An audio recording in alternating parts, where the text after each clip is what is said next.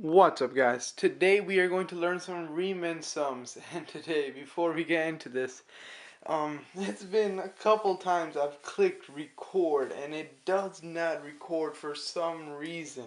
Hopefully this does record and we'll just go straight into Riemann sum. So a Riemann sum is just the area under a curve where the area is approximated using rectangles. So we're just going to draw some rectangles here. You can't draw rectangles like that and just find the area under the curve like that. There's a system to this. So there's three ways you can find it. You can use an LRAM, an RRAM, or an MRAM. So we can use that, RRAM, LRAM, and an MRAM. So the LRAM here is in left hand. You use the most left point on an interval. So when we split up the curve into intervals first.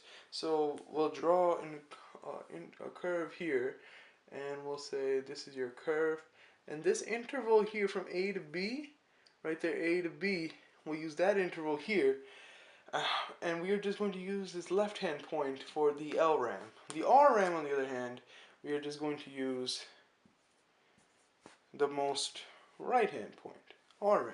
So right hand. And the midpoint is from A to B, but we are going to use the middle point here, and we just find the average, A plus B divided by 2. That's your point there.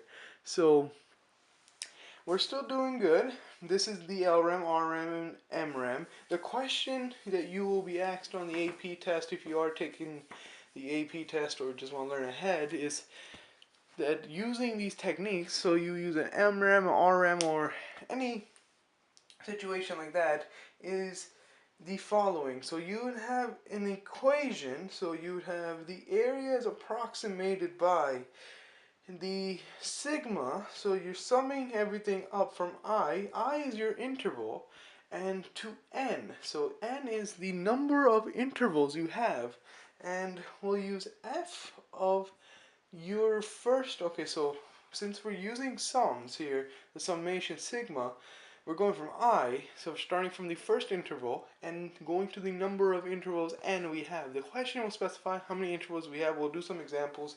We use this point here, plug it straight into the function, and times the change in x. The change in x is simple as you might think, but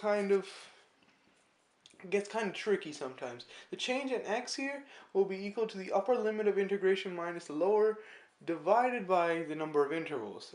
I'll show you that in a second when I do a question, a problem based on it, but I just want to go over a concept first for these Riemann sums. So that's the area, how we approximate. This is approximation, and in the next video I'll show you how to find the definite area under the curve. Here I'll draw three graphs for you, and what we have here, I'll try to draw them as roughly the same, hopefully. What we have here, we'll write this is the LRAM, this is the RRAM, and this is the MRAM. So we'll divide it up into 4 intervals right there.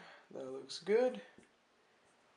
And what we have here, so LRAM, we take each interval, so we have 1, 2, 3 intervals. This interval, 2, 3. We take the most left-hand point here. We're going to use this one as well and this one. We don't use this one since this is part of this interval. We use the left-hand point. So we're going to extend it, and once it hits the graph, that's it. That's how much you go, and that's how far you're going to go. You go up in the next one. When it hits the graph, you make the rectangle. Next one, go up, and you're just going to hit the graph and come down. LRAM is an under approximation of your answer. So if you use an LRAM, expect to have an answer lower than it's supposed to be. RRAM, on the other hand, you're going to use the most right-hand points of the interval. We have 3 intervals here, 1, 2, 3. So we use right-hand points, and we are going to just extend it just like that, and we are going to get, as you can see once it hits the graph, we are going to get over approximations here which we don't want, but RRAM just gives you that. We are going to have spaces here, that's an under approximation. That's why we prefer to use an MRAM, because we can use the middle point in the graph. So we'll see right there is the middle. We extend the rectangle. We'll get a little bit of over approximation, but as we continue on, we will get less and less error. There's a space here, don't need that. And right there. So as you can see, not as much over or under approximate. This is close. The MRAM is usually most of the time closer to the original, to the definite answer. So I just wanted to show you that, and let's go on into a question. So I'll pause the video here. I'll put the question, then I'll pause the video so we can start fresh. So I'll give you a curve, f of x is equal to x squared plus 2, and we're going from -2 to equals to 1. So that's your interval, that's your curve. I want you to approximate the area under the curve using a Riemann sum, using 6 subintervals. So 6 subintervals, and right endpoints. So this is how you're going to get it on your exams in May. They'll straight up just give you this interval, the curve, say use 6 subintervals, use right hand points or the right Riemann sum, and you're just going to evaluate this. So I'll pause the video here, you tell me the answer, and I'll see you in a second. Okay, so hopefully you did pause the video there. I did have a cut in the video there for you guys. So 6 subintervals, that means we'll erase this. We'll say our n is equal to 6. N is equal to 6. We have 6 subintervals. We're using right endpoints. So the first thing you want to do when you do these questions is draw out the interval to see how much space you actually have to work with. So you're going to draw out the interval from -2 to 1. And the numbers in between, what do you have? -2, -1, 0, and 1. So you have -1 and 1. And 0. So -1 and 0. So you already can count. You have 1, 2, 3 intervals already. You want 6 intervals. So you have a nice round number here in 3. So 1, 2, 3. We can split every interval that we have made already, and we are going to get 6 intervals. As we can see right here, that's one interval. That's another interval. And that's another 3, 4, 5, and 6. So in between here, we will have -3 over 2. We'll have a -1/2 right here, and we'll have a 1/2 right there. So these are all our points, along with all these intervals. So this is our second, third, fourth, fifth, and sixth interval. We are using right endpoints, so every interval we have here, we are going to use the right point of each interval. So we are going to use our equation now. So first thing we want to do, so as we have the thing here, we are going to write the area is approximated by the sum of I equals 1 to n, since we're going from one interval all the way to n intervals, and in this case being 6, and the f of x sub I, change in x. So change in x, let's solve for that first. Change in x is equal to b minus a over n. Here, b minus a over n, this is what you want to do. The b is the upper limit of integration, so we'll use b. This is what you want to remember. That is your interval. You're going from the most lowest limit of integration, in this case being -2, and the upper being 1. So 1 minus -2 over the number of intervals we have is 6.